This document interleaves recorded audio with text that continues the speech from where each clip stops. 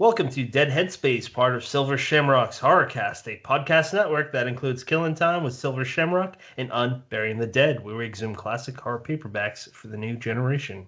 You can find us on Apple Podcasts, Spotify, Stitcher, Ghana, YouTube, and all other major platforms. I'm your host, Patrick R. McDonough, joined always by my co-host, Brennan LaFlaro. Say hi, Brennan. Hello, everybody. And today we're talking with the author of Gulf, her debut novel into the horror genre, Shelly Campbell. Say hi, Shelly. Hello, everyone.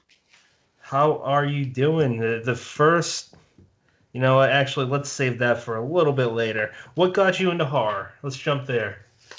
Ooh, that's an interesting one because I'm kind of new to the horror world. I didn't read a ton of horror when I was a kid, other than like the classic Stephen King. Everyone's read a bit of Stephen King. But when we were kids, we didn't have a lot of channels on TV, and my parents were always super into stuff like The X-Files and The Outer Limits and even the old Alfred Hitchcock shows. So there was always like something creepy on. So I probably got into that through those TV shows. And my mom's like a real jump scare kind of gal. If you drove somewhere with her at night and there's like a tree hanging over the road, she'd be like, "Oh, look at that, kids. That almost looks like a hand hanging over, doesn't it?" And then she'd just let out a blood-curdling scream. She loved getting jump scares out of people. So she still does. So maybe that had something to do with it too. Although there's not a lot of good jump scares in books. That's pretty hard to do. Brendan, take us away. I gotta hear your thoughts. I'm just digging the tree looks like a hand bit. Sounds like you were conditioned from an early age, whether you like it or not. So, I mean, you describe yourself as a speculative fiction writer, tending toward the literary, but also with dollops of oddity. And truth be told, I mean, to me, that sounds like you're tiptoeing around horror anyway. All of those things are elements of horror. So when you first started writing, tell us a little bit about that, about your first experiences with storytelling. You're right. My stuff always did tiptoe around horror. My parents got called into the principal's office when I was like in elementary school, and not for like any of the cool reasons your parents would get called into the principal's office, but it'd be like the English teacher being like, "She wrote another story again, a dark one, and can you tell her to stop doing that?" sort of thing. So I think I always liked, and my response to them when they asked me about it, and this was like in grade 4 or 5, was like, "Well, not all stories have happy endings, you know." And so I think maybe my horror writing was discouraged a bit early on, but I always had, even my other writing, there's always a little bit of a bent to the dark side, and I think it's because I've kind of led a really sheltered, light life, so it's fun to explore the dark side of things, having never had to experience much horror myself personally. I like the two ways that could have possibly gone, too. You know, somebody telling you that, you should really put a little smile in your story, and you getting cowed, basically saying, "Okay, I guess."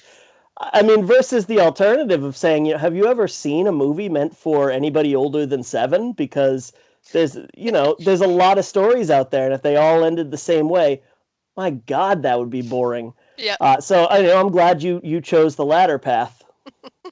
It's a more interesting path. Even childhood movies, though. We've talked about this with a previous guest about how, like, Bambi, for example, like that right out the gate, mother's dead. Yeah. Lots of dead parents in Disney movies. That's the best. So I want to skip through talking about Gulf just for a moment and go to the very ending where it describes you. Can you just dive into any of the areas whether it's sailing or being a pilot? So I haven't done too much of either of those. I wanted to sail on a tall ship bark because it did world tours. It's called the Picton Castle, based out of Lunenburg in Nova Scotia, and it was refitted as an old minesweeper ship from World War II. It wasn't originally a tall ship, by the same people that made the Blue Nose 2 that's on like the Canadian Dime. So I thought it was really cool and romantic that they went around the world, and I thought I want to go sail with them, but I don't want to go around the world. And they did like 2 or 3 week tours up the eastern seaboard where they did tall ship festivals, and you could join them for that as a part of the working crew. So I thought 2 or 3 weeks, that sounds about like my slice of pie. Uh, and I get seasick pretty easily, but other than that, I enjoyed it. Like I said in my bio, my stomach doesn't enjoy a lot of the things I enjoy. And then as far as the pilot, same thing. I love flying. I just don't love when I'm flying the plane. So I didn't get too far into my pilot's license before it got expensive, and my stomach was like, I don't like this as much as you like this. But I never got sick when the instructor was doing the spins and stalls and all that sort of stuff you used to learn and when you were getting your private pilot's license. I only got sick when I was doing it. So my stomach just didn't trust me, I guess. Well, and you're not talking about flying from point A to point B. You're talking about barrel rolls and stuff like that. Of course, I don't think there's a lot out there, a lot of people out there that their stomachs are, really down for that. So, Well, this was, I'm aging myself. This was like 20 or 30 years ago, and they've taken some of this stuff out of like the curriculum if you're getting your private pilot's license. But when I took it, like your very first introductory flight, they took off. This is like you've never flown before. Your second flight, they're like, you want to take off? Your third flight, you took off. And by like the fourth or fifth flight, they're like, you're landing. Let's do some spins and stalls and stuff like that. They really threw you right into it. I don't think spins are something they encourage now in private pilot's license. They just say you're not supposed to get into them. But back then, they're like, yeah, let's put enough sky between us and the ground and just have at her. Simpler times. Yeah. Do you have any family times. members that were in is it the Air Force in Canada? I'm not too sure. Am I making that up? Yeah. My grandpa was in the Air Force, so he took us to lots of air shows when we were little, and that's probably where the love of flying came from. My dad had his private pilot's license for a while, so we flew around with him a bit when we were little. Yeah. Nice.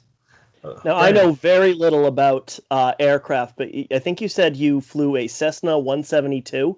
What's that like? What kind of plane is that? That's just a plain Jane, probably almost everything you see in the sky. It's like the workhorse. It's the Ford of the flying world. So it's just like a 4-seater top wing plane. It's pretty steady. It doesn't like doing aerobatic stuff, so you really had to fight it to make it do spins and stalls and anything aerobatic. If you have enough sky between you and the ground and you let go of all the controls, it'll always just naturally go back to straight and level flight if it can. So that was a good one for people to learn on. Good and dependable. Yeah.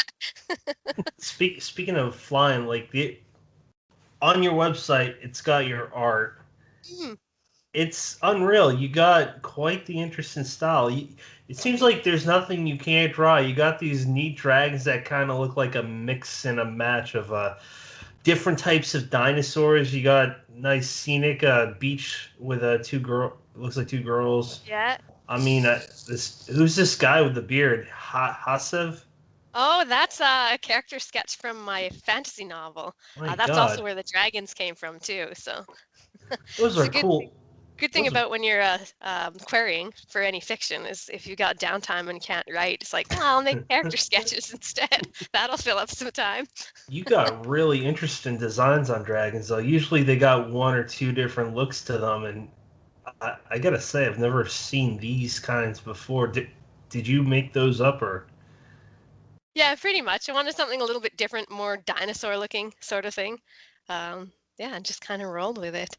Yeah. So are you, I know not with golf, but are you your own cover artist and interior artist? I wanted to be for Under the Lesser Moon, my fantasy, grimdark fantasy. It's out with Mythos and Ink. It's been out about 5 months now. And originally I'd ask like, hey, I do art. Maybe I could slide in there. And they were very politely like, yeah, sure. Give us something to look at. But it turns out it's like cover art is like a total different skill set than just regular art, right? Like there's such pros on what fonts work properly and everything. So they ended up letting me submit something, and then they ended up subbing out to a place to do cover art as well. And then when they showed me the cover art that the other guy had done, I'm like, oh no, yeah, like this is awesome. Totally go with his art. This is way better than anything I could have made. They were really gracious. They were gonna put interior art of mine in the character sketches. proofs, but COVID times, they couldn't get author proofs, and they'd never done anything with art on the inside before. So they're like, we don't want to risk it if we've never seen it and we can't get a proof. So they said, maybe when there's an anniversary, first year anniversary edition, we'll include some art. Can you tell us about Under the Lesser Moon? Because it looks like it says book 1, so I'm curious how many books you have in mind, and anything that you want to tell us about the story. You said grim, was it grim dark? Yeah, it's a grim dark fantasy. I have, for those of you that have video, I've got the sweet cover there. For those of you that don't have video, you're just gonna have to look it up yourselves. Audio listeners are, we should go to the video too. Watch both of them if you want. You know? There we go. Real quick, I'm going to jump in because we just talked about your artwork. If people listening want to see what we're talking about, it's Shelly Campbell, author and art.com. Is that right? Yeah. Okay. Put that in the show notes. Yeah, and I'm also, a lot of my art's on Instagram as well. I don't do a ton of book stuff on Instagram. I should get into it more. And that's Shelly Campbell Fine Art at Instagram. But yeah, Under the Lesser Moon, like you said, it's a grimdark fantasy. It's about a Christ. He's a boy who realizes he's being raised as a sacrifice by his tribe to win back their goddess and her dragons. So their world's pretty brutal. There's what's a time when dragons were really common, but now they're going extinct and people are starving, and they worship this goddess and think that the dragons are her angels, and they can't figure out why they're disappearing. So they start making more and more drastic sacrifices. I had to bite my tongue a few times because I said in my head, holy shit, I fucking want that. Oh my God, that sounds amazing. I'm not kissing your ass. That sounds right up my alley. And if people aren't into big series, it's just a duology. So the second book's coming out this November. So you're not tied in to wait for a long time if you want to read the sequel. So working on the sequel for it now. There may be other books set in the same world, but not with the same characters. So just 2 books for this story arc. Insert George R. Martin joke, but we won't say it in case he ever wants to come on. Totally. I hear he's busy. Yeah, probably. Who are your influences when it comes to fantasy? Or maybe is it non-fantasy writers that influence you for this? When I was in high school, I read a lot of Anne McCaffrey, like Dragon Rider Supern, and hers is more upbeat. There's not too much grimdark about Anne's stuff, but I liked how she set it up that dragons had like a symbiotic relationship with people. They needed each other, and I kind of go for the same thing with a different angle in this book. There's a reason for each of them to exist and why they exist together, and why you see touches of dragons in every human myth. It's pretty cool. Yeah, as soon as you said the idea of dragons and people having a kind of a symbiosis, I thought of Naomi Novik's work. Yes, I'm a big fan of hers. I've only read the first one. I think it's Her Majesty's Dragon, but yeah, that was really cool, where they're just imagining the Napoleonic era, but with dragons instead. So there was literally like dragon air forces, and yeah, that was a cool read. For listeners, aka me, what the hell? What's the book about? So I've only read exactly what she said. Series, but yeah, it's like if it's set in like the Napoleonic era during the war, but everyone has dragons. So there's like literal dragon air forces, and the English and the French are fighting, but there's dragons. I was gonna ask. So it covers the Indian Wars. I'm not sure what the more the series goes into. I've only read the first one, but okay, that sounds really neat. It was really cool. To Shelly's point earlier about not roping listeners in with more than a duology, I had the same thing. I read the first book, I loved it, and then I looked at how many books there were in the series, and I said, maybe someday. Yeah, sometimes it's intimidating, right? When there's a lot of books, like, I don't know if I'm up for all this. Off the top of my head, I couldn't tell you, but there's a fair few. Are you looking? You're Googling it, aren't you? No, I was waiting for you. I thought you were Googling. Okay, let's move on. So do you want to dive into golf? Anyone? Sure, I might as well. Hopefully I'm the resident pro on golf. Why don't You're the expert. That's why we brought you in. Why don't you tell us all about it? So golf is about David. David's 17, and you know how most teens go through this phase where they kind of feel virtually invisible. They want to have like a big effect on the world, but they feel like no one sees them. For David, it's actually happening. He's turning more and more invisible. So his parents like forget him. Like they forget him at school. They don't set out a plate for him at supper. They forget his birthday. Like all the things that you remember maybe happening to you once as a kid, but it keeps happening to him over and over again. So they rent a cabin that they lease every summer. And this summer when they go, there's been an addition built onto the cabin they usually rent with a locked door. David's the one that finds the key, thinking he's just going to get a sweet new bedroom in the cabin, and it actually opens up into these alternate mirror dimensions. So it's his world in different times, and he's always at the cabin, but sometimes it's like the 1960s and sometimes it's in the 2000s, and this world is always empty. It's just been recently raised of something that only comes out at night. So at first he feels more at home in the invisible world than he does in his own, and then it gets scary because there's stuff that's trying to get through the door at night, and he can't even alert anyone in his world to what's happening because he's just getting more and more invisible. So he's put in a pretty helpless situation. Now, you wrote about you had quite a few references to JFK. Is that a president in that era that the 60s, the early 60s, that you're kind of into more so than others? I think probably part of that was a lot of the inspiration for golf itself came from Stephen King's 11/22/63. Oh my God. I love that book. And I was like, man, he's not going to be able to go back to the 60s in his world and read a newspaper or anything, have that not come up. And again, David's a little younger than I am. And when I was a little kid, that's when they were doing like the big anniversary of it came up again. So we didn't remember JFK getting shot as kids, but we remembered all the anniversaries coming up on the news and how awful this was, and not really having a firm grasp as a kid on what had happened. So yeah, I thought it was something that'd be interesting to insert into golf. That is my favorite. One of my favorites, Stephen King. I don't know which one my favorite is now I said that, but that's one of my favorite. Top 3. Yeah, mine too. It's like I'm not going to ruin it. I encourage people to read that, but the ending of the alternative of what would happen if he lived, I'm not sure what's more fucked up, our plague-ridden racist world or like that version of JFK living. It's the classic like archetype time travel, right? There's actually that time travel archetype that's called kill Hitler, because half the time travels ever made were go back and kill Hitler, right? And this one was go back and save JFK, and most of the kill Hitler time travel archetypes, it doesn't work out too well either. You know what? I episode 1, I had this conversation with Lex H. Jones, and I don't think Hitler would. There would be a lot of bad shit still happening. I'm gonna just dive into this real quick, and I'll shut the hell up. Because his number 2 in command was Himmler, and that was the dude that was also a nice guy. Yeah, he was directly responsible for most of the death camps. If you kill Hitler, that dude's gonna be probably twice as bad.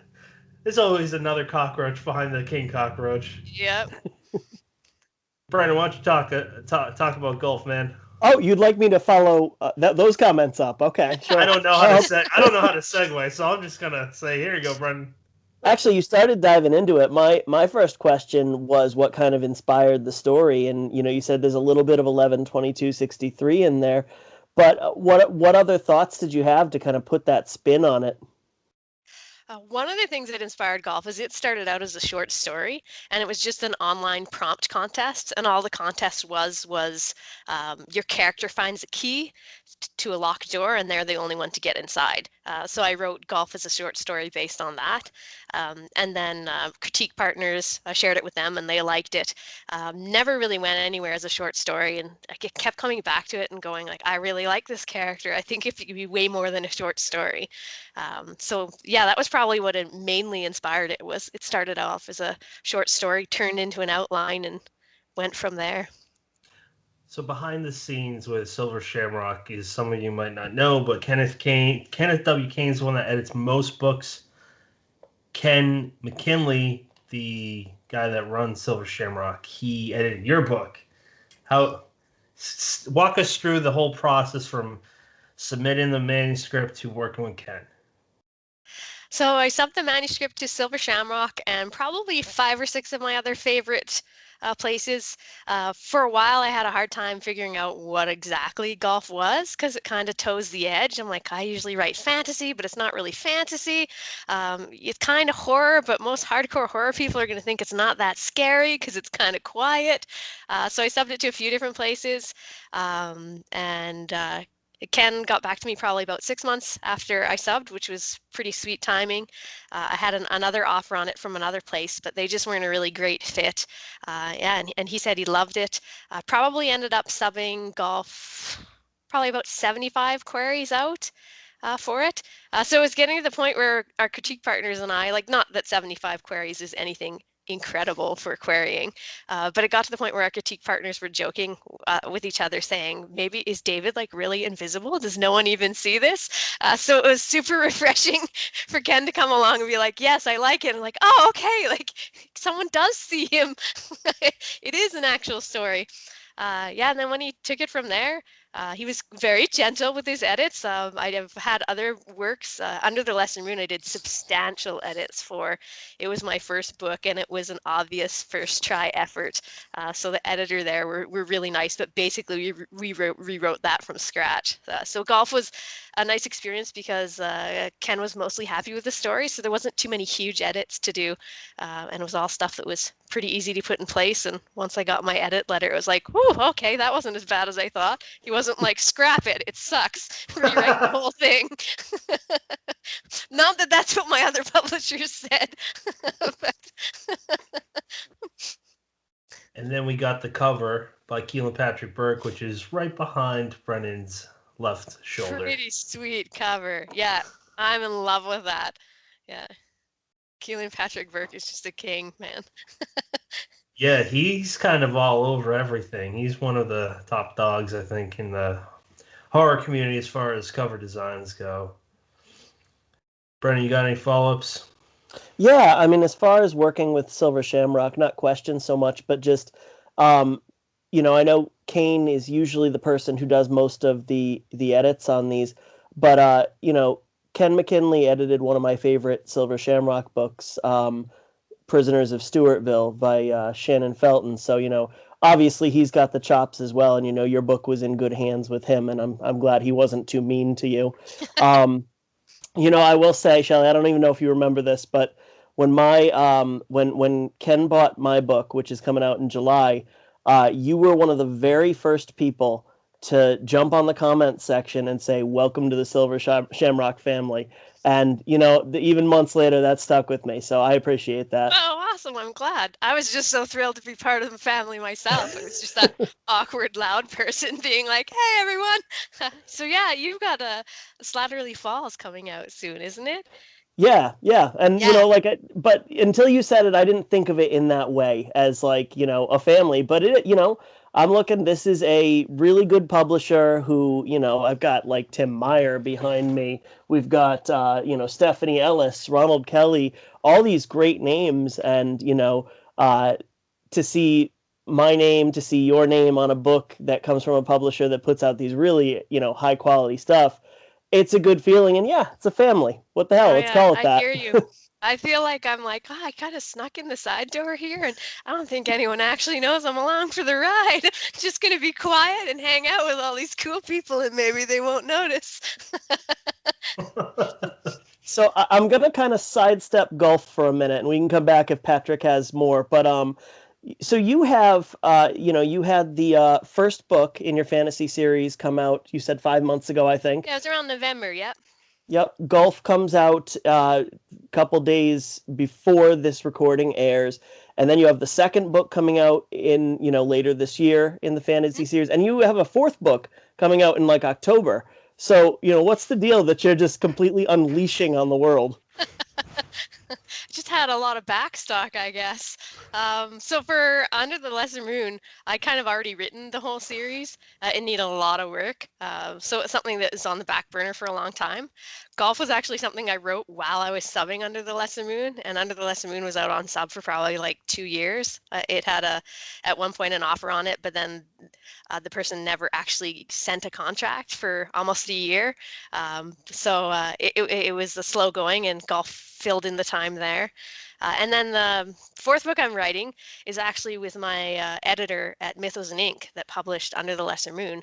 And they had me do some nonfiction, like, blogs on their website as a guest blogger, and she liked my blogs so much that she said, do you want to write like a field guide to writing fantasy and science fiction for me, because I love some of the research articles you're doing. And I thought that sounds like so much fun, and I forget so much stuff as what's good for a writer, that I'm like, wow, that'd be great. I'd love to write a book like that and then just read it over and over again, because I'm not going to remember any of the stuff I researched as to how to make you a better science fiction and fantasy writer.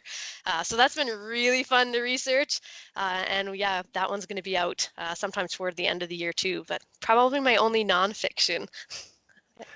Making Myths and Magic, a field guide to writing sci-fi and fantasy novels. I like the cover. That's really neat. Yeah, it's really cool. And it's been so much fun to work on. Like I said, half the fun is, you know, as a writer, you always want to research your craft and get better at it. And I'm actually being forced to do that chapter by chapter now. I'm on the timeline. When writing a series and you know it's going to be a series, let's just say fantasy, whatever the subgenre is, would you advise doing what you did, writing it all out? Because just to put our kind of backstory into it, Brandon and I wrote one 50,000 word story, and we're like, there's more here. We waited a month, and then we wrote another 110,000 words, and we're like, all right, we got the whole thing.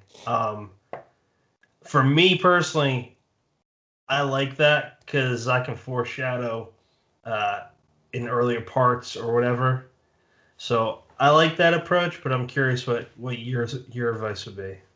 I've been told by professionals that that shouldn't be the approach you have, because if nobody takes it, then you've written all of that. But I'm a kind of person that has to finish what they start. I think I was on Twitter the other day, and someone had put a comment up on saying you don't have to finish a book you're reading that you don't like, and you don't have to finish a movie you don't like. And I'm like, I can't.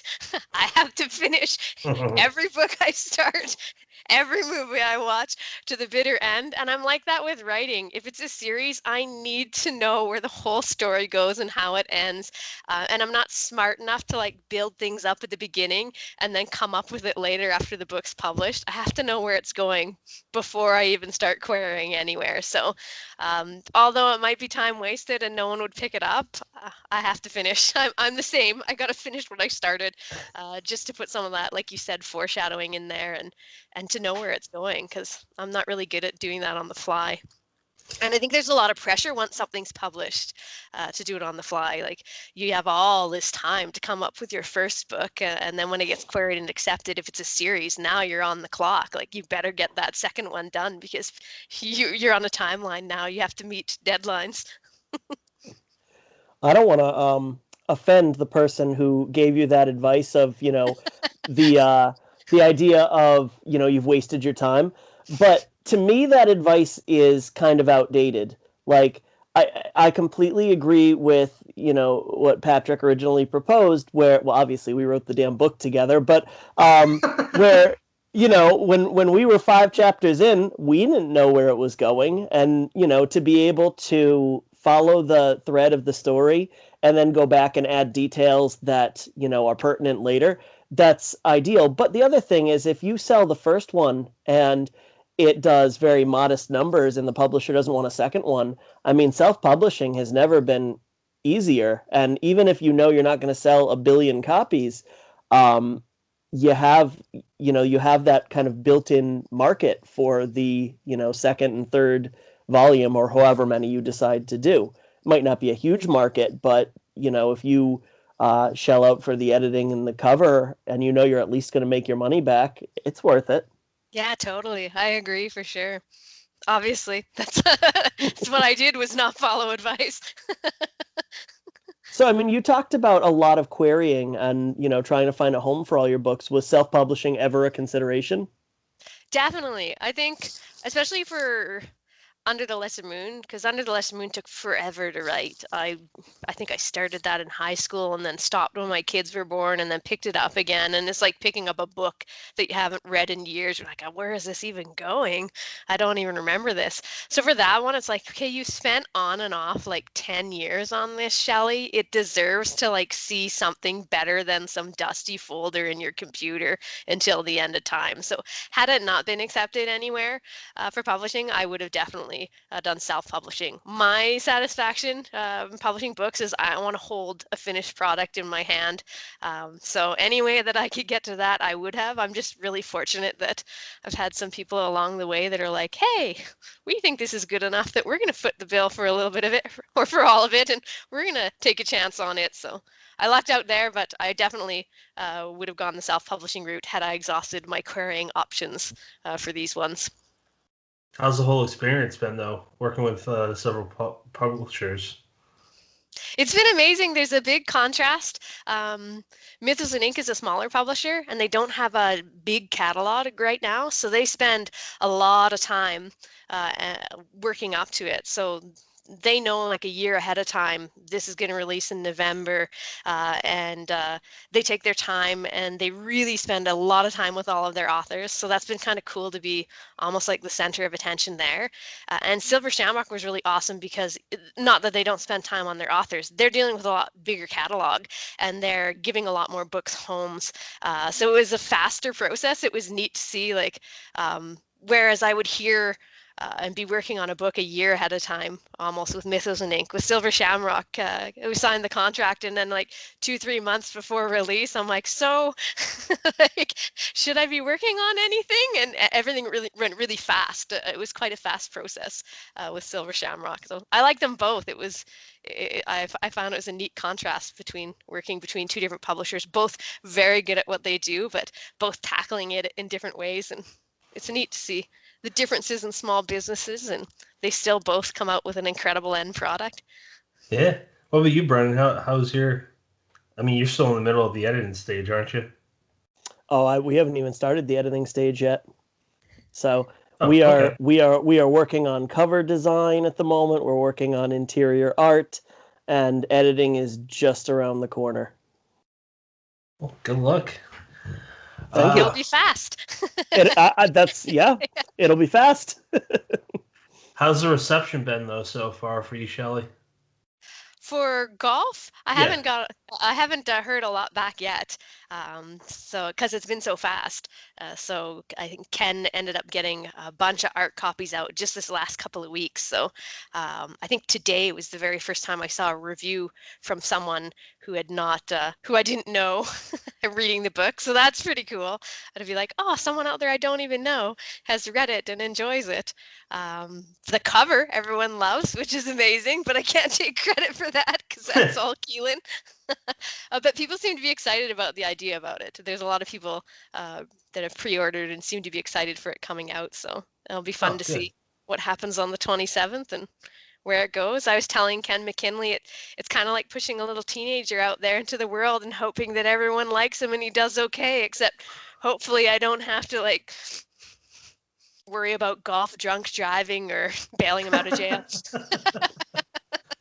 Well, you're with Ken, so good luck. Just joking, but not really. I would like to talk about something that just slipped my mind. Brennan, please save me. Oh, I thought you had a place in mind. I don't remember. Oh, well, just sit there and think about it until it comes back. No, I'm just kidding with you. Actually, Shelly, I'm kind of curious with you, dabbling in multiple mediums, whether it be art or writing. I was hoping you'd talk a little bit about the creative process. I mean, do you find similarities between sitting down to, do a graphite drawing, sitting down to do a watercolor, or sitting down to write a short story or a novel? I find that they kind of complement each other. When I'm not in the mood to write and the well runs dry on that, I can usually, okay, that's when I want to do art, and vice versa. They're different in some ways, though. Art I find to be a lot more instant gratification, because you can finish even like a really complicated painting in a couple of weeks. You can finish a sketch in a couple of hours. They're like, there, look, it's done. It's out in the world. Whereas writing is a longer process. You're like, okay, it's going to be like a year or two until anyone else gets to see this. And then half the time, by the time everyone else is excited about it, you're like, yeah, I've read it 100 times already, but thanks. So they're different that way. There's more instant gratification for the art because you're done soon. But for novels and stuff like that, I find the gratification so much more, because by the time it's out there in the world, you've put so much work into it. It's been so long. It's more of a build up. Also, I'm a really visual person, so I don't see things in my head well. I have to draw it out. So like I drew out a little schematic of the cabin in golf. I draw the dragons and the characters in Under the Lesser Moon. Otherwise, I don't know how to render them realistically because I can't see them in my head. So I find the art helps with that, because I'm not a visual person. I have to, like, if I want to see it in front of me, I have to actually draw it in front of me. I like that. I finished writing a second book that I'm, working on finding a home for right now. And I had the same kind of thought. It takes place at a motel, and I was trying to keep everything straight in my head. I'm like, you know what? Like, I'm a lousy artist, but I got to draw a picture of what the grounds look like. And, as soon as I did that and I start diagramming, here's where, this chapter happens, here's where, this character is standing when this happens, all of a sudden it just, it starts flowing. It just makes so much more sense because you can practically see it happening in front of you. Totally. And as far as, I love the way you approach kind of the difference between art and writing, saying I have kind of one to fall back on if I get blocked on the other. And, I forget where I first heard it, but, I heard the suggestion to always have two projects going at once. And I granted they're both writing projects, but I might have, a novel going while I have a short story. And for the exact same reason, if I get blocked on one, I go to the other. And that short story, that gives me that, instant or near instant gratification of, I can bang this out in 2 weeks and maybe. Yeah, short stories are a lot the same as art. I find that too. It's like, oh, look, it's done. And it's just this quick snapshot. There's usually only a couple of scenes. So it's very art-like short stories. That was Absolutely. That was Mallerman. He said. I thought it was, but I didn't want to throw it out there and sound like a ding dong. So although jokingly, I'm going to call bullshit on his part. That guy works on like 10 fucking things at once, man.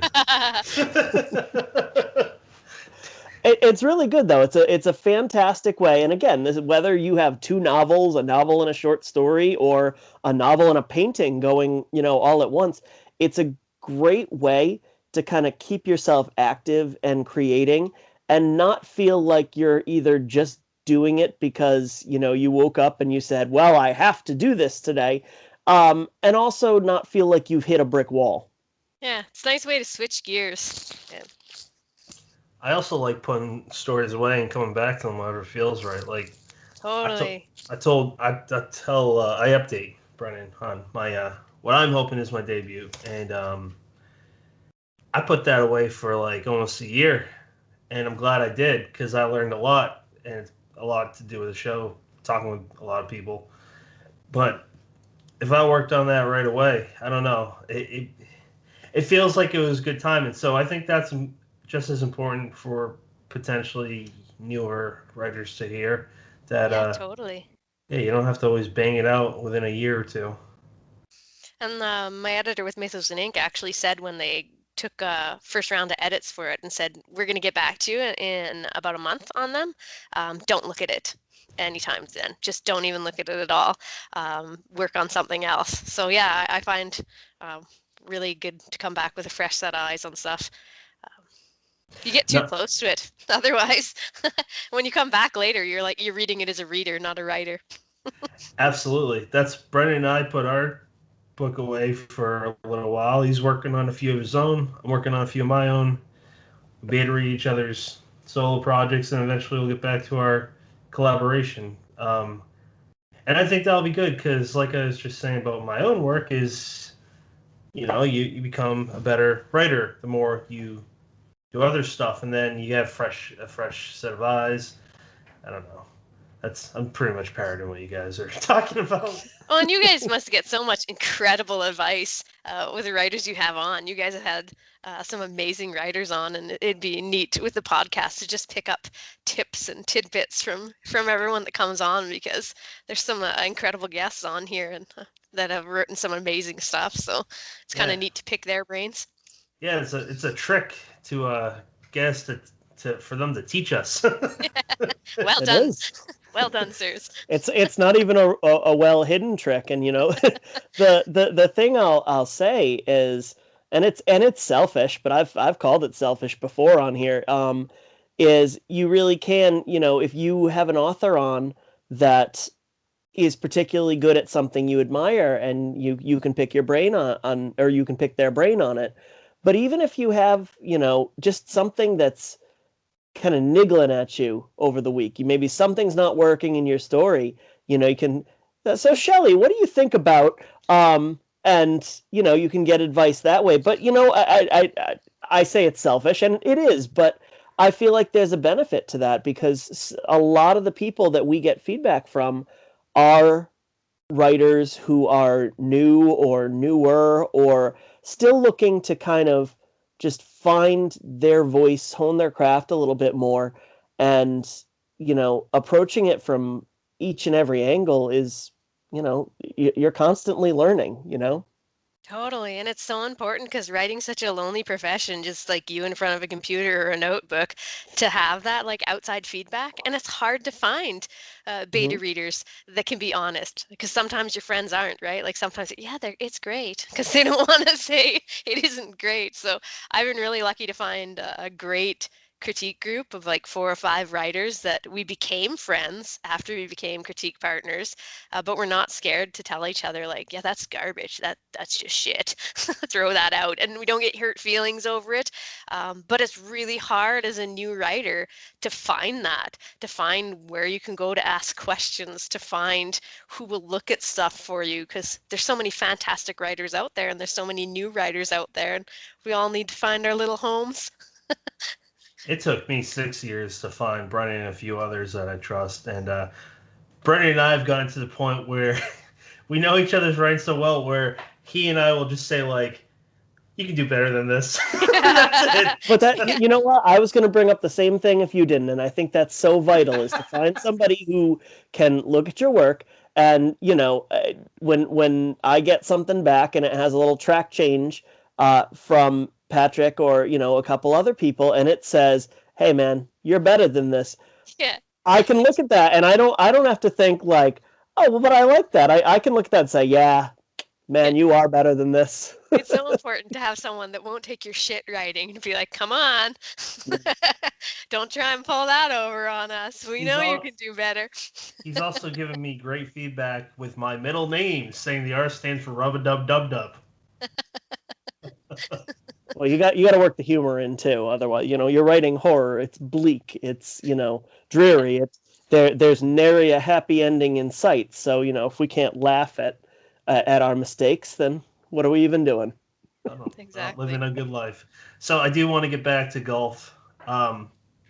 Now you described.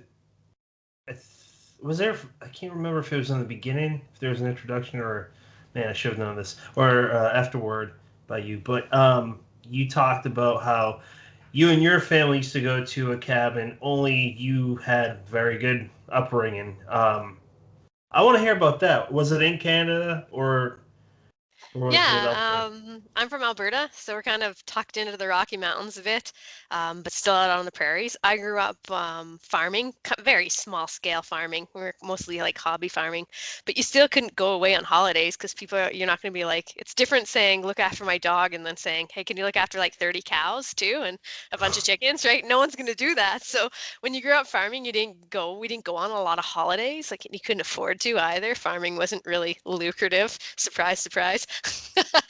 But every summer, usually on Labor Day long weekend, so towards September, my family would go up to a cabin that became a full-time home of a good family friend. So my dad, when he was growing up, they were across the street from some neighbors that they became very good friends with as kids. And when those families moved apart, they always kept in touch. And once they moved apart from each other, they met once a year at this cabin. And they kept on doing that until my dad grew up and then beyond. And so for just about every year since I was born, we'd go have this family reunion with people that weren't actually family, just good family friends, up at their cabin. So big families. My dad has six siblings on his side, and they had 4 kids on that side. So tons of kids. And we've been going there every year since we could remember. So it was almost like they were your cousins, even though a lot of them weren't family. And you look forward to going there because it was the same place every year. So a lot of like the comfort feelings in golf where like this is somewhere they've done, this is tradition, and going out for supper and going golfing and all those like cozy cabin feelings stem from there. And yeah, I have a very big extended family and a really close, loving, immediate family. So all of the bad things that happened to David didn't happen to me. I lucked out. But I always thought it was cool because my dad came from a really big family, and so did my mom. And they both had stories of like, if there were 7 kids total, how often did one of them get lost? Like, how would you keep track of them all? So I thought it'd be an interesting start from there. And David, same thing, kind of in a big family, and the kid that just always gets forgotten. Oh my God. Yeah, I got lost in the year. Okay, so people people not from Massachusetts, I can't talk. Probably won't know where Brockton is, but it's a big ass city. And even when I lived there in the early '90s, sorry Brocktonians, but it's not a place you want to raise a kid. That's why we moved away. But I bring that up because I got lost in the Brockton Mall. Brendan, you've been there, right? I don't think I have. No, Really? I stay the hell away from Brockton. Yeah. Okay. So I was like 2 or 3 and I got lost, and I know my parents are freaking out, but like you got what, 6 more kids to look after? Yeah. When there weren't cell phones or nothing? Good No, God. right? Like, who knows how long you could lose them for? I think that's part of what I was trying to pull on with David is like we've all had like that formative moment where you're like, uh-oh, I can't see my parents anywhere. And like, what would it feel like if that kept on happening? And you just realize there's something wrong here. Like, it's just me all the time. And it's not just his parents forgetting him, it's everyone. And hopefully golf is kind of like a love note too to people that feel like they're invisible, to say you don't have to be this super visible person that everyone sees that's loud to change the world. Sometimes the quiet people can save the world too. The more we talk, the more I think that there's definitely influences of Alfred Hitchcock in this book. I can't pinpoint an exact. Probably subliminal, because like I said, it was one of the shows we watched growing up as kids, but I can't even remember specific episodes. But yeah, we grew up on a steady diet of Hitchcock and Outer Limits and X-Files and hockey, which wasn't so horrific unless there was a fight. But It's the only sport where you can beat the shit out of each other until one guy falls on the ice. it's very freeing. So, Shelly, I wonder if you have an example of a formative experience of being left behind or lost somewhere. My best one I remember, and it wasn't my parents, although I'm sure they forgot me somewhere. They told me they have at one point. Maybe on purpose, I hope not. I remember going on a school trip to the Calgary Zoo. So we grew up in a small town, and Calgary was a city. It's not huge. I think now it's about 1 million people, but Calgary was a city about an hour away. And like once a year, you got to go on a field trip to the Calgary Zoo, which is quite an amazing zoo. It's a really nice place to visit. And so we went in like grade 2 or 3 with the school. And this is back when like you all held on to the rope so that you were all physically attached at some point to your teacher.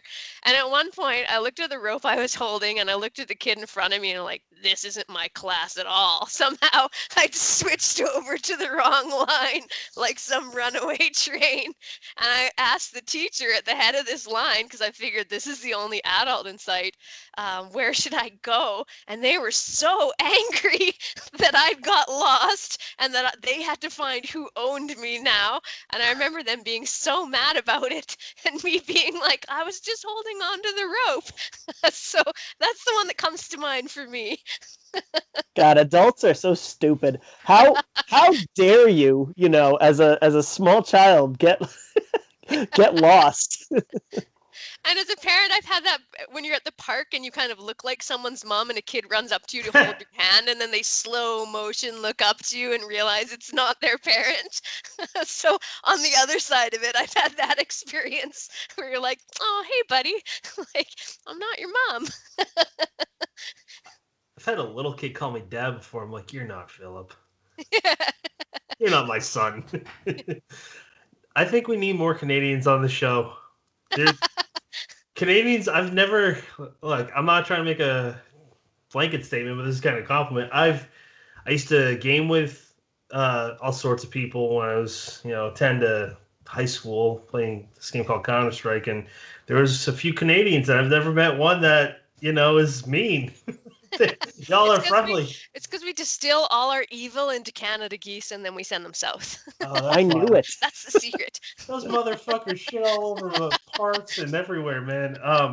Have you ever had an encounter with a Canadian goose? They're awful. Yes, I think that's part of being. You can't have a Canadian citizenship without that. It's like if you immigrate, they just have to sick a goose on you at some point for you to be a complete Canadian. My kids call them cobra chickens. I like that. I like that merit of citizenship test. In the United States, you have to know the history or something. In Canada, you have to fight a goose. Yeah. It's better than fighting a moose. True that. Not by much, though. I don't know. Larry Barron told us about mooses, and fuck that, dude. I'll fight 10 geese over a moose. They're massive. We have them here in Alberta. They're huge. Yeah, and I forget how big they are until one of them crosses the road in front of you in the highway, and you're usually looking up at them unless you're in a big truck, and you realize, oh man, these are so much taller than I remember. I hope I don't hit this. Yeah, I remember going on vacations to New Hampshire and Maine when I was little, and just never thinking of it from the back seat until I got older. That, man, I'm really glad our brakes worked, because if they didn't, that moose is going to be absolutely fine, but I'm not. They're like giraffes with no necks. They're just all legs. Do you think it's the universal health care that makes Canadians so much nicer? Because you can get hurt and you're like, fuck it. To be honest, and I don't like to get political, but I think that's a huge part of it. When I delivered my first son, ended up having a major hemorrhage and having to be flown in an air ambulance to a hospital and having surgery.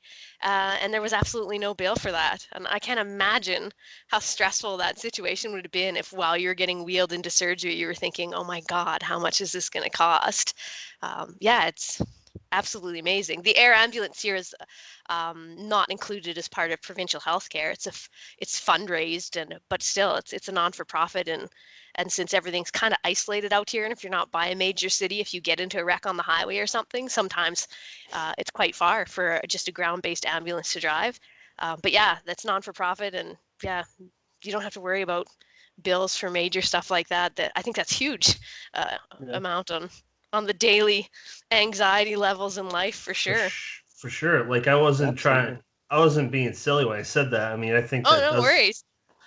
I don't think it's a political thing. It should be a human basic right for every person, every animal too, but that's another topic. My brother got in this freak accident when he used to work at this tree cutting company 2 years ago. He almost died. He got flown to Boston Medical, and that shit ain't cheap.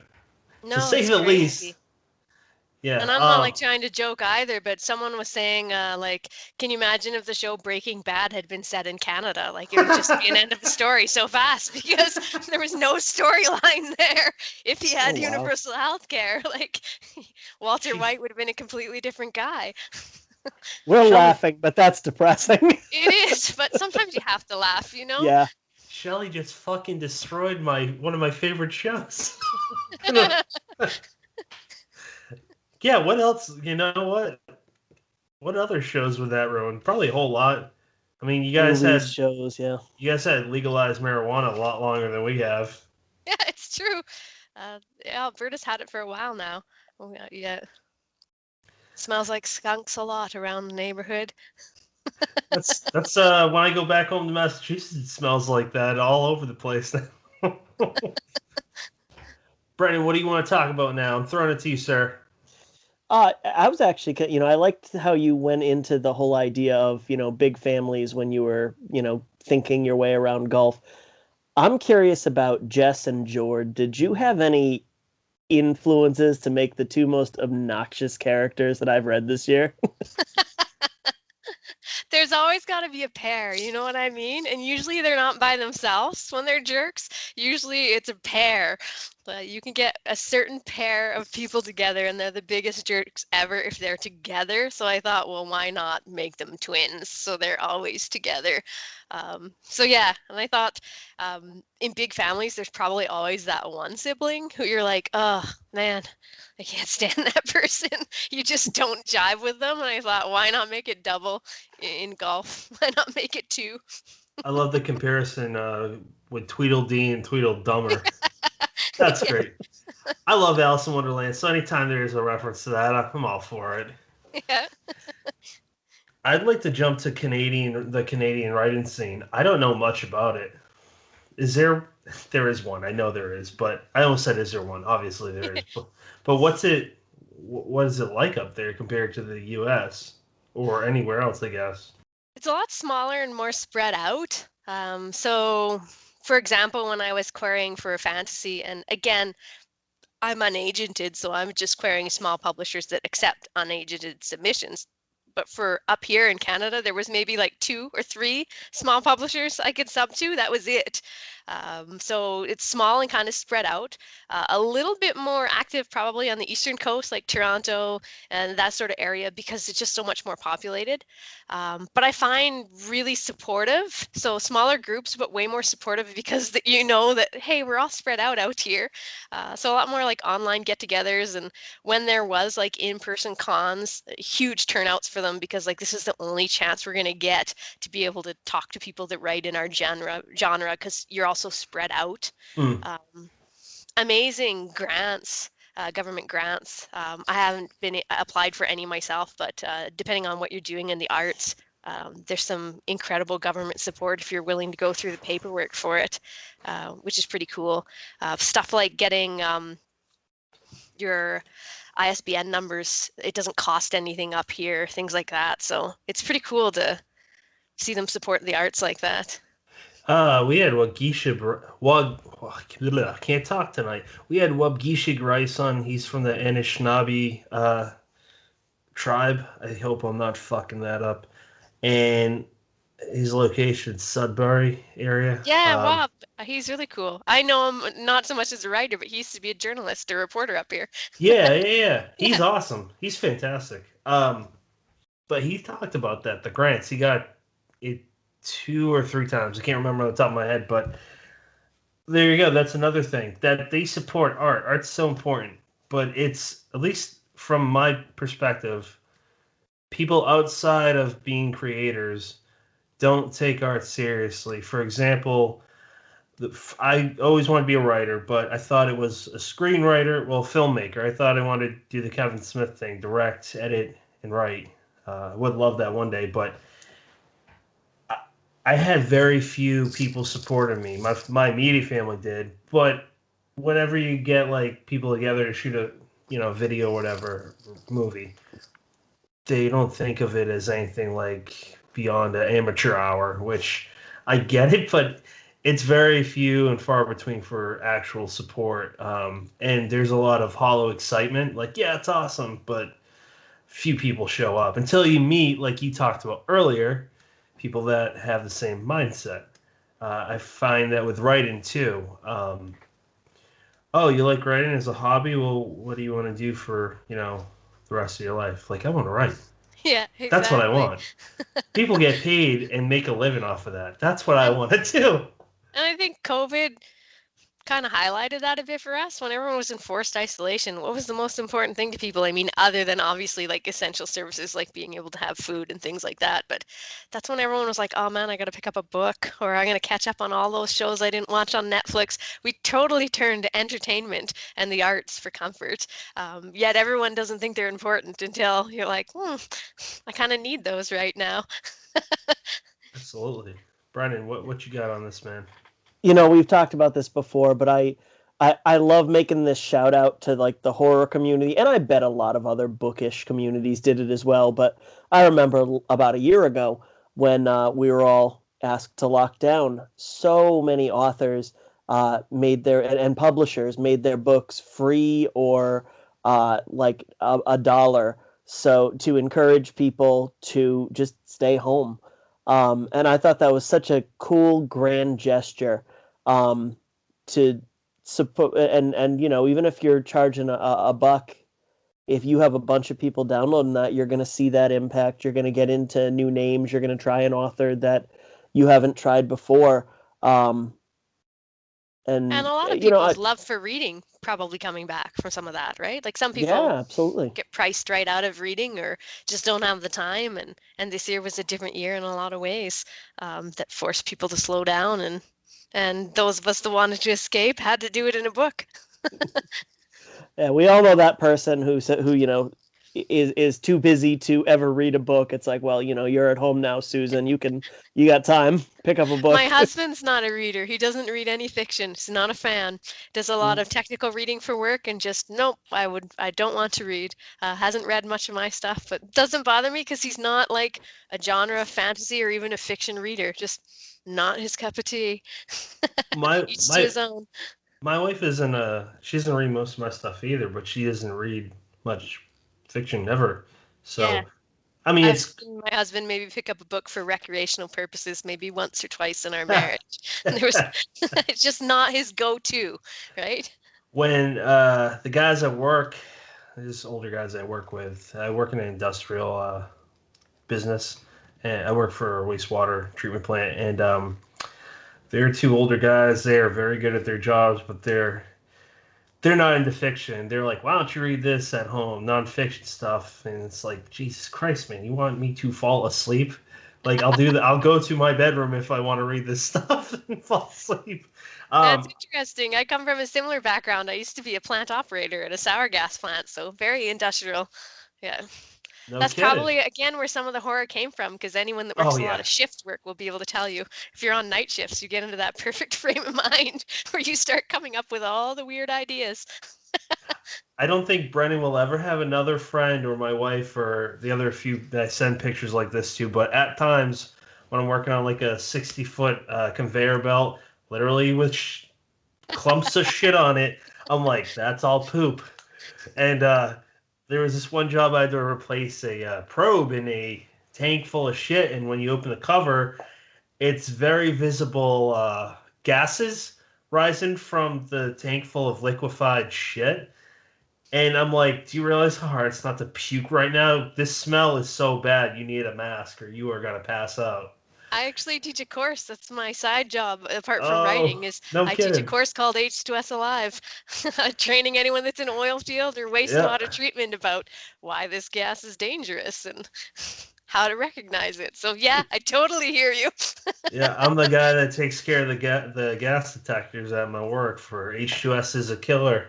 That shit eats up bricks. It eats through the metal doors, the hardware, the locking mechanisms. It smells like sour egg, like eggs, Brian. Yeah. It's disgusting. Not good stuff. It's so gross. I mean, you successfully talked me out of your job, besides the fact that I don't know anything about... Well, I don't know anything about electronics, so I would break everything. The gas would be unleashed on Atlantic City, thousands dead, and it's all on me, so... That should be my next story, H2S Alive release. I'd have lots of background experience. I mean, you could write some pretty interesting short stories. Like you brought up Stephen King earlier. I forget the title. Which one was in? I think it was in Night Shift. Yeah, that I think it was in Night Shift where he talks about This character wants to work like overtime to get some extra hours to clean up, and they find this subterranean level with all these. It's darkness and there's all these Nice. rats. Do you guys remember that? Do either one of you remember that I story? think No. that actually is called Night Shift Yeah? Oh, or is it? something like that. Yeah, I think it's like the titular story. Well, he based it off of an old job that he had, and obviously you're a writer, so you're gonna embellish a lot of the truths. But yeah, you could probably write some pretty good stories off of your experience. I've had guys because everyone at work for the first like 2 years, no one knew I was a writer. Surprisingly, like I don't like talking about that in public now because I'll often hear, "Oh, yeah, I almost wrote a book once," or Yeah, like, exactly. or if I had time, it's like, dude, shut the fuck up. You were just home for a year, man. Yeah. I saw a meme on that recently where someone was like, I'm a brain surgeon. It was like, oh, I've been meaning to pick that up in my spare time. Like, I was out with my wife and my son. We were at this really nice. It's like this village with historic homes, but it's all shops. And this one guy was talking about how he was writing something, and my mother-in-law she's very supportive. But I was like, audio listeners, I'm shaking my head, wide eyes. I'm like, no. And then I waited till we were outside. I'm like, I don't know what this guy's gonna say, and I don't want to talk about writing with everybody. And I'll say one more quick story.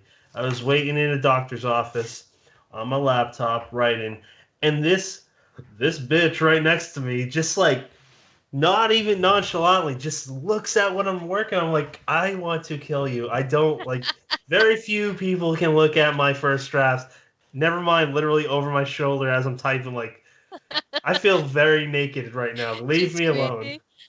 I Well, get you what just you mean gotta. though about writing being a different world. I actually this past weekend I was at Dairy Queen, which again tie into golf. Good old Dairy Queen. I was at Dairy Queen. We picked up the kids some ice cream because we had some nice weather, and I ran into my old boss that I worked for when I worked at the sour gas plant. So like totally different world than my writing world. And he was like, "What are you up to now? I heard you've been writing some books." I'm like, "Yeah." And he's like, "What kind of books? Like, what are you into?" I'm like, "Oh, there's this like grim dark fantasy, and then the one that's just coming out now, it's horror." And his actual response was, "Oh no," which I thought was amazing. So yeah, sometimes you don't get the reaction you hope for. I don't know if he thought it was like horror about him or what, but yeah. That's hilarious. I'll say Brendan was gonna say something, but just super quick. The only time I've gotten picked to do jury work 4 or 5 times, I've gotten actually picked to be a juror once. And when they said like, "What are your hobbies?" when they were picking out jurors, in my head I was like, "Oh, this is gonna be sweet. They're gonna hear I read horror, and they're gonna be like, no." But I said that, and I was like, "Oh, I like to read. Yeah, I read horror and true crime." And then I sat down, and I got picked. I'm like, "Oh, that was supposed to have the opposite Didn't work. effect." You mentioned true crime. That was your problem. They're like, oh, this person knows the system. So, see, now I was Brendan, going to throw out earlier that if you're in a waiting room or whatever and somebody's reading over your shoulder, you got to kill them on the page at that moment. oh, I should have. And this bitch looked over my shoulder, and I murdered her. Brendan, It's it like was those that. horror stories that agents are saying recently where they're getting query letters about a writer that's gone crazy and tried to kill an agent because their work has never been accepted. Like, ooh, that would be a terrible query letter to get Ooh. as an agent. Bad form. This may be touchy, but it's along the subjects that we're talking about. Like, there's been some horror writers that have been exposed for actually being pretty shitty people. And it just sucks as being a fellow horror author because you're like, other people can say, see, that's what the type of mind that writes horror. I've seen those comments from other writers, specifically about extreme writers being super judgy. They're like, see, that's the type of person that writes that. It's like, nah, that's just See, one. new to the horror world, but I found them to be like the sweetest, most amazing bunch of people. Most They've got are. this amazing outlet to get rid of all those horror thoughts, and they tend to be some of the nicest people you ever meet. The people I've met, anyways. I don't want to scare you away. Most of them are. But when you're dealing, look, if you're dealing with a group, Just DM me who the bad ones are. if you're dealing with a group of like 5 people, you probably get along with all of them. But like, there's hundreds of people in the, I don't know, maybe thousands. You're gonna get a few people you don't like. I mean, it's human nature, unless they're all Canadian. I'm sure there's some bad ones of us out here. Definitely. We can have hockey fights. We can sort it out that way. I'm trying to think who. I mean, Wayne Gretzky, but he's amazing, so never mind. Any bad Canadians are clearly just Canadian geese in disguise. Yeah, any of the bad ones got thrown to the goose pits long ago. I thought they were. The goose pits? Do you have goose pits? Totally came up with that on the fly. I'm sure we have our fair share of jerks and idiots up here too, but we're so much smaller and more spread out. So like per capita, it seems like less. It's less dense, but it's the same amount. I just looked up online. It says top 10 evil Canadians. Excellent. I'd love to hear who they are. I hope I'm not on there. I'm gonna go straight to the first person, and I'm getting a bunch of ads. That's fantastic. This is great. It's an advertiser, a Canadian advertiser. It only goes to the top third person, who's Conrad Black. I don't know who that is, so this is a dumb article. It's a bunch of people I don't know. Like all the Canadians I know is like Seth Rogen and Wayne Gretzky, or you, Tim McGregor. It's a small sample size, but you know. Yeah. I like it. So gotta loop Steve Strett in there. Oh yeah, I forgot he's Canadian. He's wonderful. He's delightful. No, he's a really nice guy. I'd like to dive back into critique groups. How'd you get involved with those? I found my critique group originally through like a Facebook beta group where it was just like this widespread group and you're like, hey, does anyone want to read my stuff? And people would like sign up for it. And some of them were like, again, you're like, ooh, this was a mistake with some people. So you had to weed through a lot of people where you're like, ugh, yeah, that wasn't good feedback or stuff like that. But eventually one of the people that critiqued my work, we really connected. And actually their debut book that they've just got published and my debut book, Under the Lesser Moon, that was the first thing we ever critiqued for each other. So that was kind of cool. And she's like, hey, I've got like this private group of like 5 or 6 or 7 other writers that we've all kind of found each other. Do you want to join this private group? I'm like, yes. So I kind of got lucked out and backdoored into this private group of all the cream of the crop that they'd found. Really worked well as critique partners for each other. And yeah, I've been part of that group for 3-4 years now probably, and they're an amazing bunch of folks. Really lucky to, again, like pretty much everywhere I go in the publishing world, I'm like, I'm just lucky to be along for the ride with you people, all like super high caliber people, and you're like, I snuck in here somehow and no one knows it's me. That's right. That's imposter syndrome. Yeah. Exactly. All of us got it. Yeah. You know, like I'm sure even guys like Ray Bradbury or Shirley Jackson or whoever, like it. You know, it'd be interesting. I wish this would never happen, but I wish we could have guests on like Bram Stoker and just or Mary Shelley and be like, hey, do you know what kind of impact you had? I'm sure no one would be like, yeah, I knew that. Or, William Shakespeare. No. Like I see some problems with getting them on. Yeah. We could get a We're not doing a seance over Zoom, dude. No, we're on Skype. I would totally watch that. Fucking Jed Shepard ruined that for everyone for life. The sequel's coming out too, man. He's working on that for Host. Shelly, I'm curious though, with your critique group, do you find, we're talking about imposter syndrome, so this is a weird question, but do you find that it helps with your confidence when you're, querying, when you're putting together a finished product, like that you had these eyes that you trust and that what you're sending out is the best it can possibly be? I do. Again, I think that depends on the critique group. I think if you get too many people looking at your work, they're all going to have different opinions, and you're just going to be like, okay, well, one person said this and the other person said the absolute opposite. So I think you got to be careful who you trust and like how many people you want to read your work before you do it, because otherwise you'll just get more muddled the more opinions that there are. But I find with the group I have, if like one or two or more of them say, hey, this has got to change, I can trust them. I know it's got to change because two of them separately in separate documents said, hey, I noticed this and it's got to change.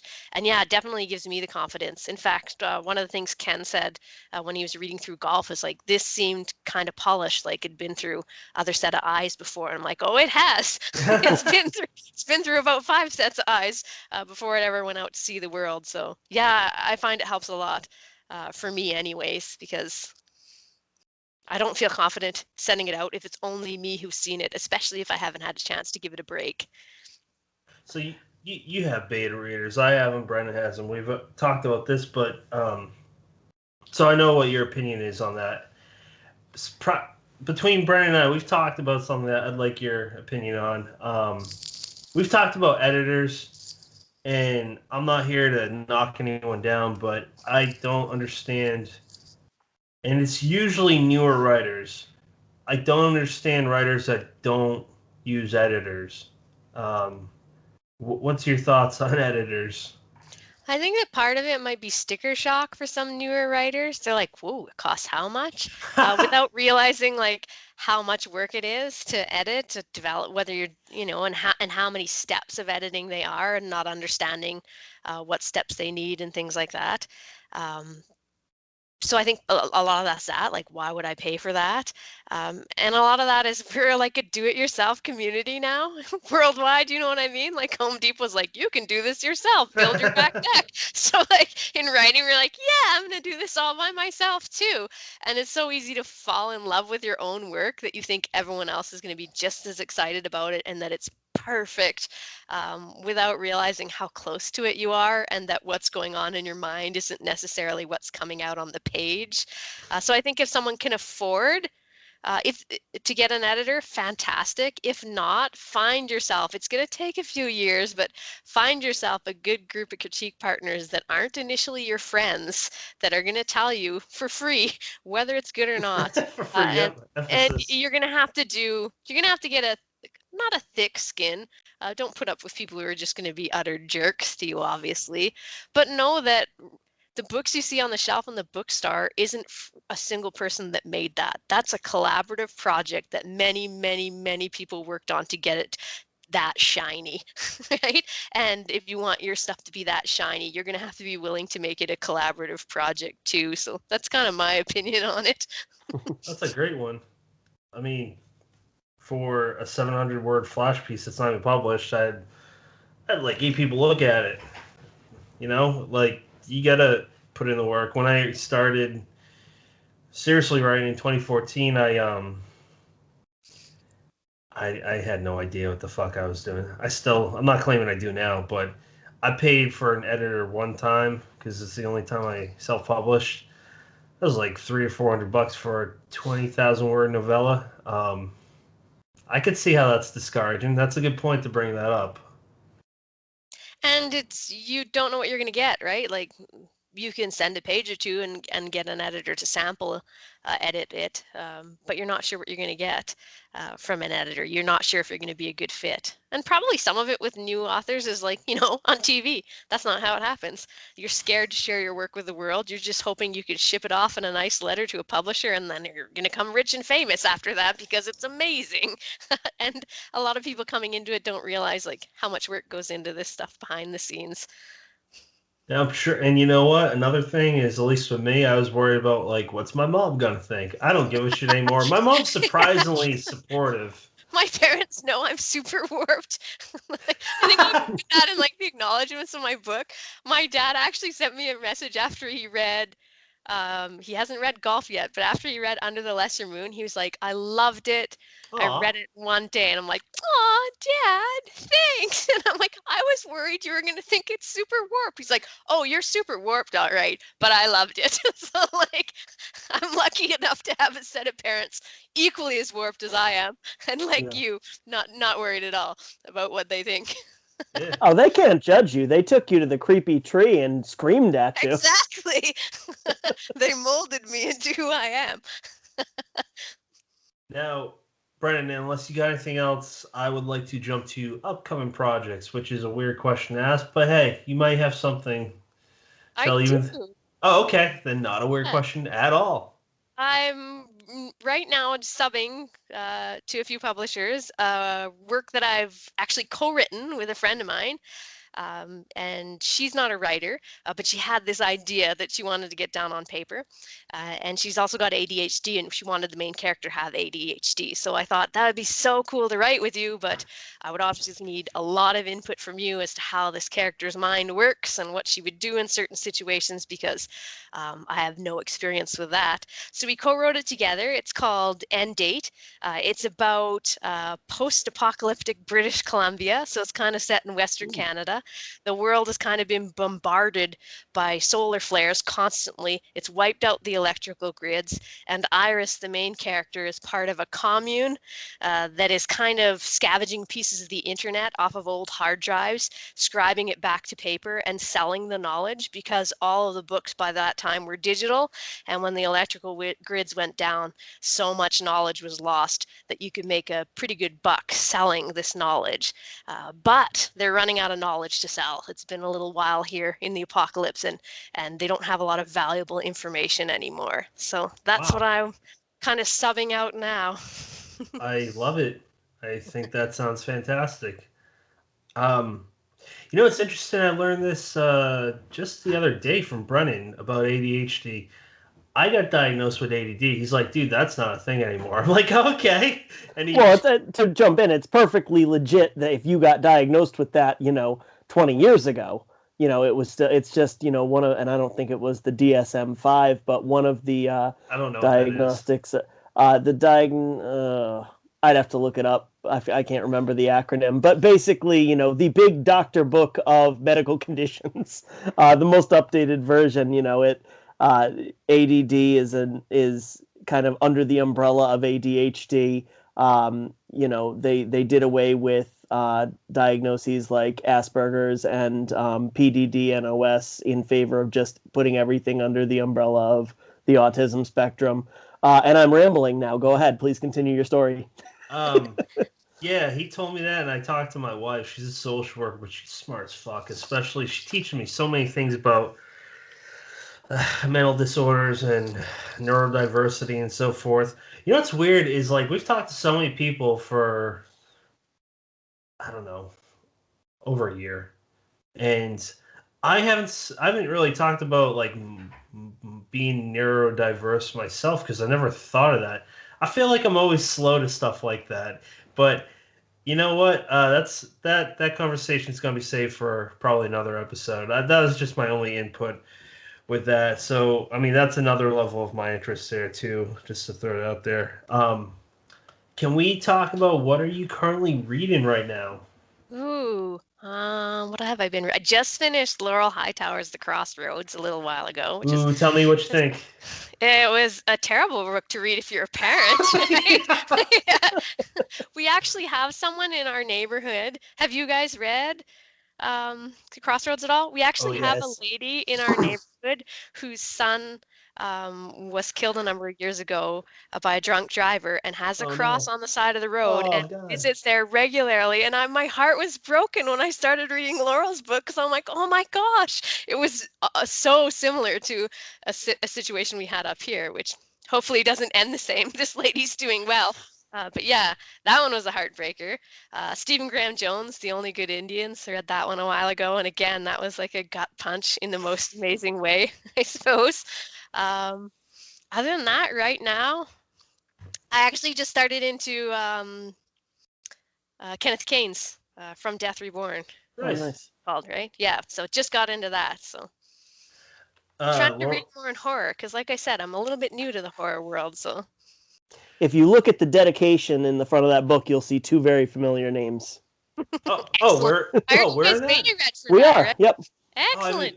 I haven't read that. I haven't read the final version yet. Yeah, me and Brennan beta read that. That's cool. I didn't know that. Wow, that's news to me. So about Laurel Hightower's Crossroads. Yeah, Brennan and I read that before we had Laurel on to promote that book, and what a story to start a press with, you know. Yeah, yeah.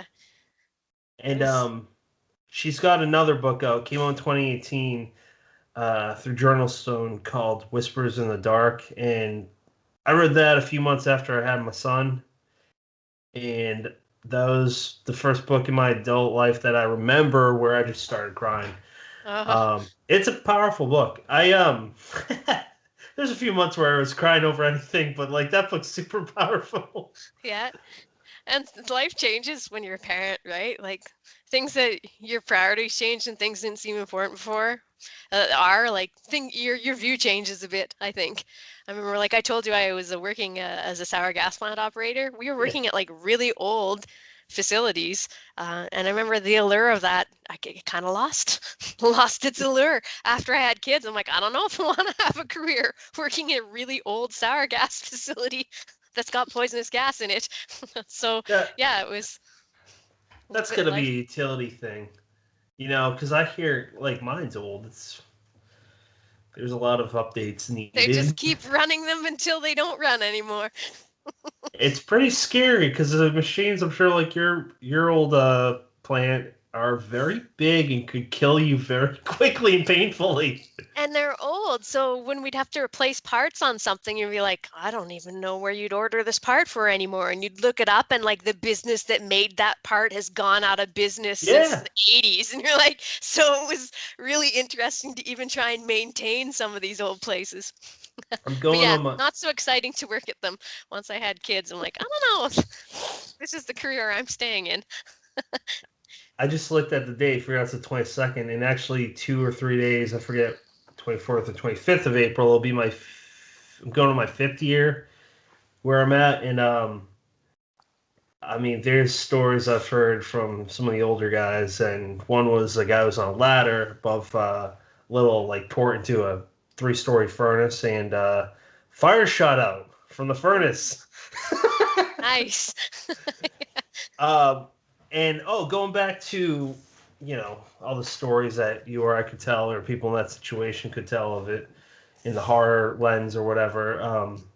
One guy asked me, like, he's like, I get it from a few people now, like, hey, you should write a story about this, and I tell them now, I'm like, I have one. It's a horror crime story, and it's pretty dark. And I don't think Awesome. it's far fetched for a dead person to show up in the Atlantic City Ocean, you know? No. Yeah. So, Brennan, what are you reading right now? I am. Don't you do it, you son of a bitch. I'm doing it. I am reading Razorblade Ah, Tears from S.A. Cosby. For those of you who don't know, his new book that comes out in July, the guy who wrote Blacktop Wasteland. And this thing is absolutely phenomenal. I'll tell you, I started it last night. I'm already 200 pages through it. I can't put it down. I loved Blacktop Wasteland, and so far I like this one even better. So the main premise is that this gay married couple is brutally murdered off screen before the book even starts, and the fathers of each man are ex-cons who come together to kind of find the killers because the police have kind of given up on the case. And just, the characterization is just above and beyond top notch. It's heart-wrenching. It's hilarious. Like, it's got everything. I love this book. Oh, that's cool. I love when people can nail characters. I mean, you gotta be able to feel for the people before anything's scary.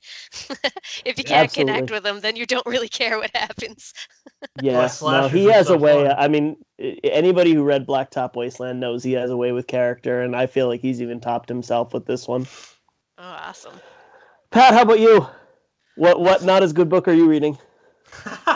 Whoa. Did he steal yours? No, I said, don't you do it, you son of a bitch, because before we recorded, he was talking about it, and I haven't gotten my arc yet, and Sean, huh? Oh, I thought you said something. I haven't got my advanced copy yet, and that's why I said, don't do it, you son of a bitch. I just want that book in my brain so badly, but I am reading, so for people who have listened to the last few episodes, yeah, I'm still reading two Sina Palaio books.